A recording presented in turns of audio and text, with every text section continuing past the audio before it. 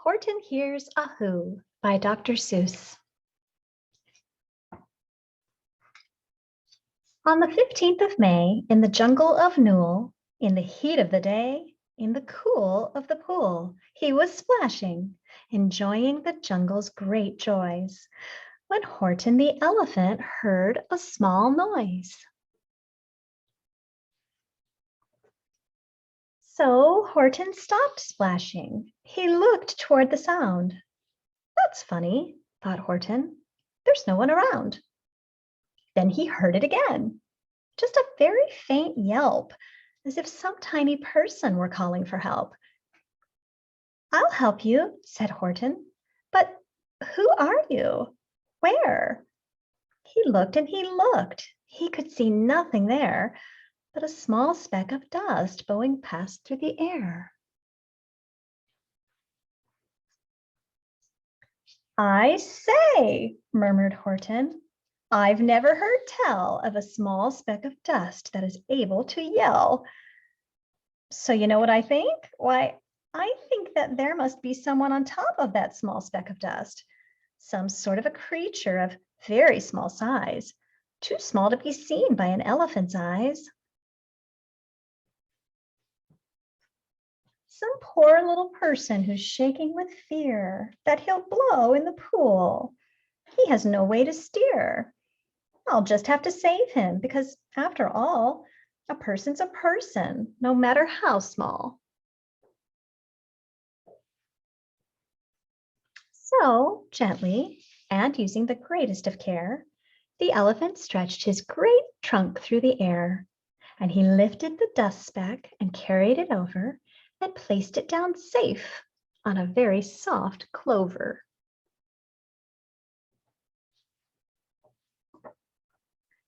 Humph, hummed a voice. 'Twas a sour kangaroo. And the young kangaroo in her pouch said, humph, too.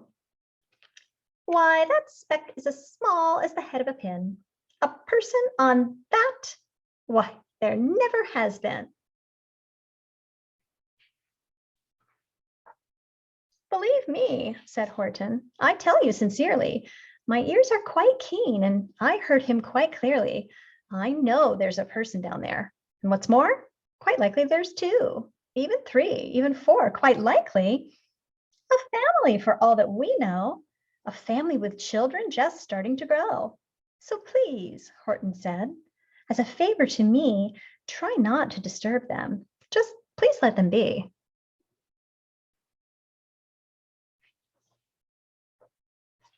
I think you're a fool, laughed the sour kangaroo. And the young kangaroo in her pouch said, me too. You're the biggest blamed fool in the jungle of New. And the kangaroos plunged in the cool of the pool. What terrible splashing, the elephant frowned. I can't let my very small persons get drowned. I've got to protect them. I'm bigger than they. So he plucked up the clover and hustled away. Through the high jungle treetops, the news quickly spread. He talks to a dust speck. He's out of his head.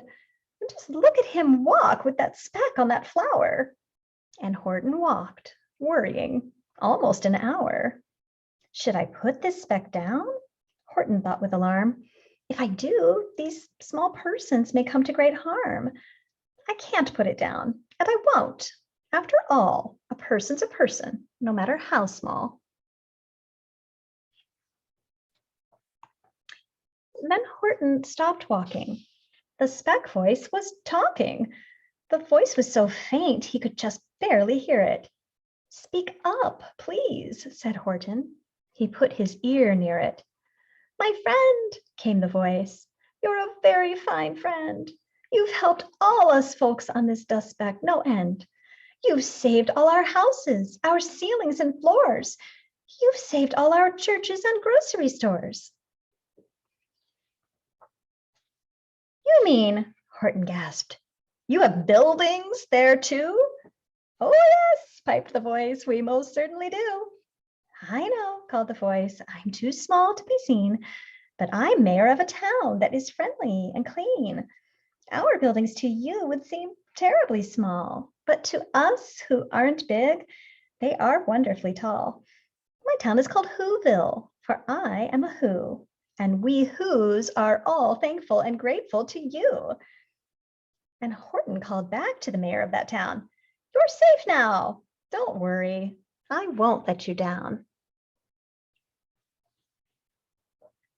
But just as he spoke to the mayor of the sack, 3 big jungle monkeys climbed up Horton's neck.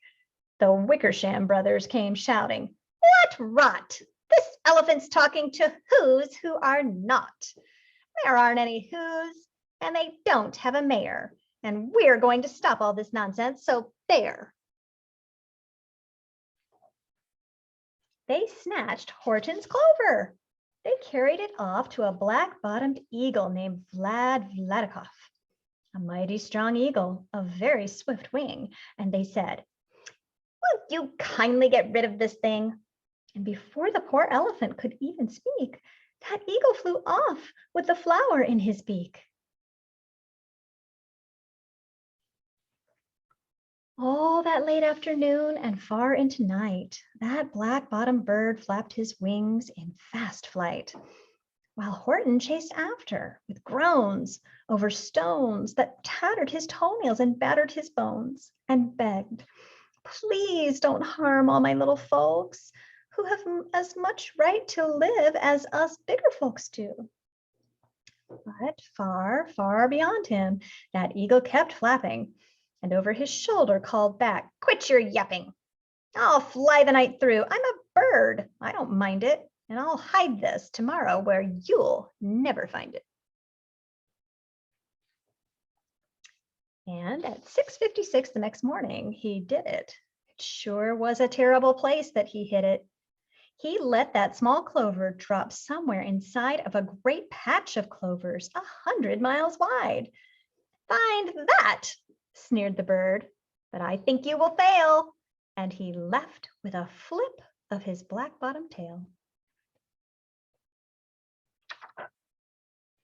"I'll find it," cried Horton. "I'll find it or bust. I shall find my friends on my small speck of dust." And clover by clover with care, he picked up and searched them and called, "Are you there?" But clover by clover, he found that the one that he sought was just not around. And by noon, poor old Horton, more dead than alive, had picked, searched, and piled up 9,005. Then, on through the afternoon, hour after hour, till he found them at last, on the 3,000,000th flower. "My friends," cried the elephant, "tell me, do tell, are you safe? Are you sound? Are you whole? Are you well?" From down on the speck came the voice of the mayor. "We've really had trouble, much more than our share. When that black-bottomed birdie let go and we dropped, we landed so hard that our clocks have all stopped. Our teapots are broken, our rocking chairs smashed, and our bicycle tires all blew up when we crashed. So Horton, please," pleaded the voice of the mayor's, "will you stick by us Whos while we're making repairs?" "Of course," Horton answered, "of course I will stick. I'll stick by you small folks through thin and through thick."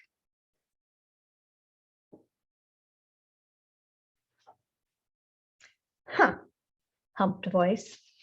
"For almost 2 days you've run wild and insisted on chatting with persons who've never existed. Such carryings on in our peaceable jungle. We've had quite enough of your bellowing bungle, and I'm here to state," snapped the big kangaroo, "that your silly, nonsensical game is all through." And the young kangaroo in her pouch said, "Me too." With the help of the Wickersham brothers and dozens of Wickersham uncles and Wickersham cousins and Wickersham in-laws, whose help I've engaged, you're going to be roped and you're going to be caged. And as for your dust speck, ha! That we shall boil in a hot steaming kettle of basil nut oil. Boil it? Gasped Horton. Oh, you can't do. It's all full of persons. They'll prove it to you. Mr. Mayor, Mr. Mayor, Horton called. Mr. Mayor, you've got to prove now that you really are there. So call a big meeting, get everyone out. Make every who holler, make every who shout. Make every who scream. If you don't, every who is going to end up in a bezelnut stew. Down on the dust speck, the scared little mayor quick called a big meeting in Whoville town square. And his people cried loudly. They cried out in fear, "We are here! We are here! We are here! We are here!"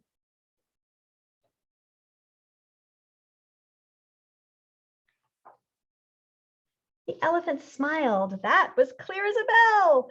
You kangaroo surely heard that very well. All I heard, snapped the big kangaroo, was the breeze and the faint sound of wind through the far distant trees. I heard no small voices, and you didn't either. And the young kangaroo in her pouch said, "Me neither." "Grab him," they shouted, "and cage the big dope. Lasso his stomach with 10 miles of rope. Tie the knots tight so he'll never shake loose. Then dunk that dumb speck in the bezelnut juice." Horton fought back with great vigor and vim, but the Wickersham gang was too many for him. They beat him. They mauled him. They started to haul him into his cage, but he managed to call to the mayor, "Don't give up. I believe in you all. A person's a person, no matter how small. And you very small persons will not have to die if you make yourselves heard. So come on, try." The mayor grabbed a tom-tom. He started to smack it. And all over Whoville, they whooped up a racket. They rattled tin kettles. They beat on brass pans, on garbage pail tops and old cranberry cans. They blew on bazookas and blasted great toots on clarinets, oompas and boompas and flutes.